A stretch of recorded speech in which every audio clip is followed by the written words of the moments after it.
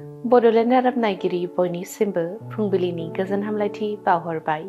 दिनै 30 एप्रिल 2025 इं मायथाइनि सानसेनि फान्जामुथियाव थानाय राशिफोरखौ फरायथिनो लाबाय।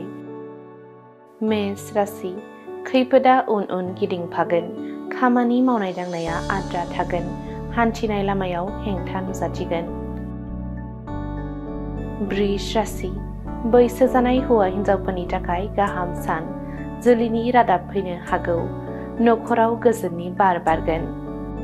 मिथुन राशि, मावनो लानाय खामानिया आद्रा थागोन, दुखुजों गोसो बायग्लिगोन, गुबुन हाबा मावनो गोसो जानाय नङा। कर्कट राशि, साना गाहाम जागोन, आखायाव मोजां खाबु फैगोन, धोन आरजिनायनि राहा मोनगोन। सिंह राशि, गावनि खोथानि दायावनो जेंनायाव गोग्लैनो हागौ, सानै हयै लामा हान्थिनांगोन, साना मोजां गाज्रिनि गेजेराव। कन्या राशि, खामानियाव हेंथा नुजाथिनो हागौ, साना जेंना जेंसिजों बारगोन, गेदेर गोलावनि बोसोन लायोब्ला गाहाम।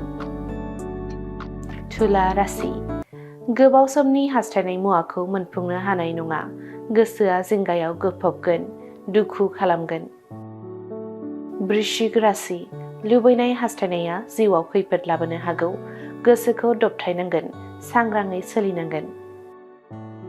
धनु राशि, सावस्रिखौ लानानै जिंगाया बारायगोन, सानाय सुनायजों साना बारगोन, गोबां खस्थ' सहायनांगोन। मकर राशि, मेगन गोसानि खैसाराव गोग्लैगोन, खामानिफोराव फेलें जागोन, गोसोआ गोजोन गैयै जागोन। कुम्भ राशि, देहाया जेरा मोनगोन, जाब्लाबो लोंब्लाबो खहाबनाय नङा, सानब्रेनानै देहाया गेरेबलांगोन। मीन राशि, मोजां हाबा हुखा आखाइयाव फैनो हागौ, बेसेन गोसा मुवा बेसाद सोरजिनानै लानो हागोन, गोजोन सान। दिनैनि राशि फरायथिनाया एसेनोसै। बेजों लोगोसेनो दिनैनि साना बुहुमनि साफ्रोमबो सुबुंफोरनि थाखाय गाहाम जाथों, बेनि थाखाय बड'लेण्ड रादाब नखरनि जानानै इसोरनि खाथियाव आरज गाबनाय थाबाय। गोजोन्थों।